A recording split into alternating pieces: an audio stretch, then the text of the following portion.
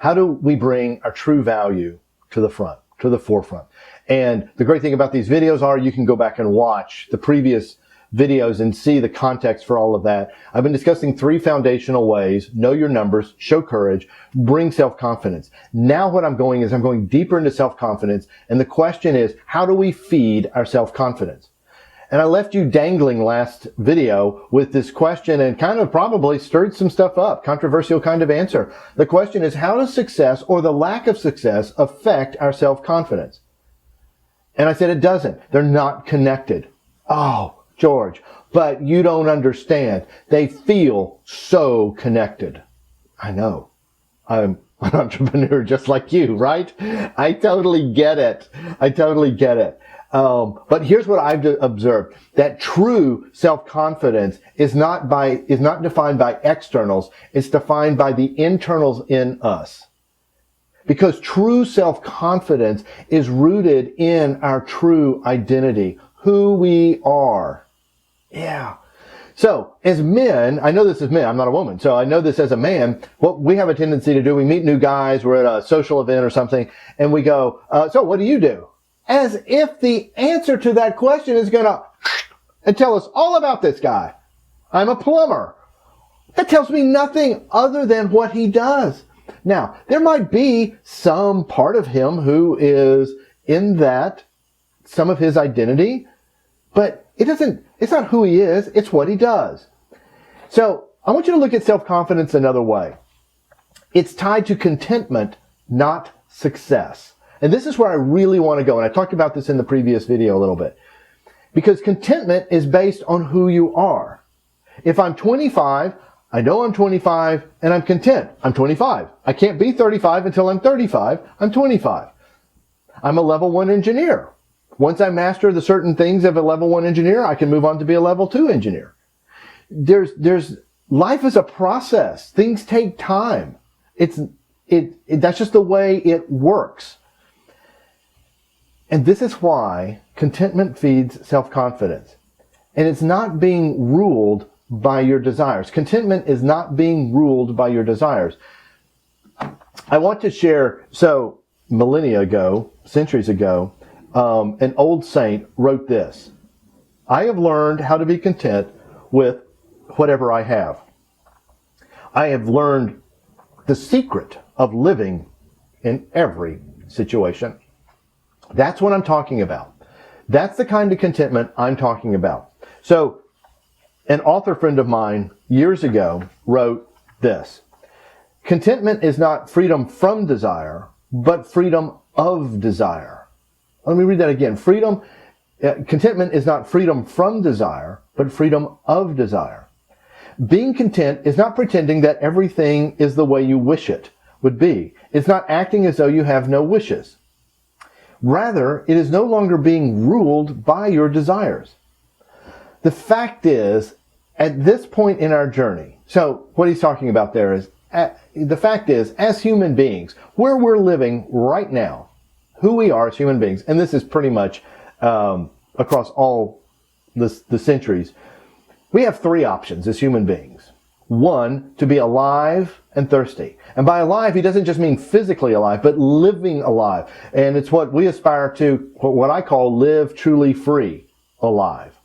Or 2, to be dead. Again, that's not physically dead in the ground. It's just dead walking around. So you've resigned from life. You've just settled. This is the way life is going to be. Or 3, to be addicted.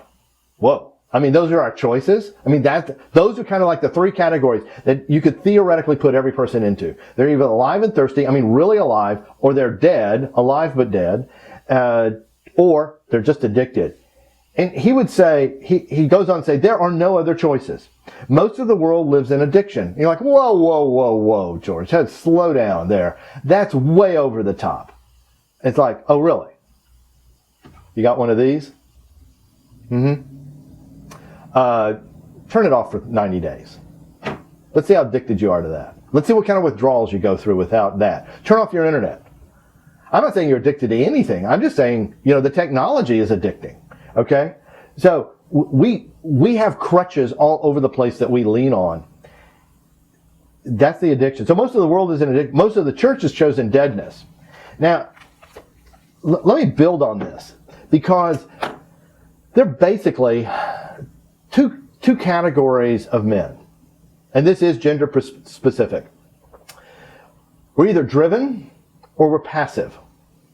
And you're like, and I'm just going to quickly touch on this. There is so much behind what I'm about to say. So maybe in a future video we'll get into it. But basically, what if you were content? What if you were just alive and thirsty? You're not driven and you're not passive. Now for women, it's similar but different. And this is what I've understood from women. But it basically boils down to two categories. So instead of driven, it looks more like controlling for women. And instead of passive, it looks more like clingy. Now, I'm not asking for you to agree or disagree on all of this, but I would ask you to consider these things. But again, for women, contentment. What if you were just content? Alive, but thirsty. So it looks like this. I was just today. I mean, my running shoes are the Brooks Adrenaline GTS 18. Okay, so it's the 18th version of these shoes. I had just seen that they came out. Well, they're actually at 20 now, but the 19th version was a huge change in the shoe. And I'm like, oh, you know what? This is going to be terrible. Whenever they change the shoe, you're going to have to go find something else to run in. And I have a brand new box of the GTS 18s. I watch a 10-minute video on the 19. At the end of that video, I'm like, oh my gosh, I've got to have a pair of 19s right now. My desire was, I got to have those 19s. Well, what about the brand new box of 18s? Oh yeah, I'll just give them away or something. It's like, no, wait a minute. I'm free of that. I'm not ruled by my desires. I'm going to run the 18s. When I'm done with all my 18s, I'll go buy 19s or I'll go buy 20s. Because I'm not ruled by my desires. I'm content running in 18s. Now, running shoes are kind of a silly example, but you get my point. You can fill in the blank. What is it? What is it that you've got to have the latest, greatest, best of? Right? That's an example. It's a very crude example of how our desire works. But we start playing to expectations. We start playing to the audience. And our self-confidence is based on the number of clicks. Our self-confidence gets based on analytics. Our self-confidence gets based on sales. Our self-confidence gets based on all kinds of things. And we're not content. Contentment feeds self-confidence. Success, lack of or having it, either way, I think actually tears down our self-confidence. Can you be content with who you are? So I was racking my brain trying to think of a great example, an illustration, a story, a something, anything to tell you guys that would really help pull all of this "you're worth it" together. And it's like staring right at you right now. I'm the example. I have a great example. Here's my book, The Next Level Entrepreneur. Stay tuned. Come next to the next video and you're going to hear how me as an author of this book illustrates bringing your true value, walking in all of these things, knowing your numbers, living courageously, and bringing self-confidence, all of that, and feeding the self-confidence with contentment. All of that works together to exactly what I'm talking about.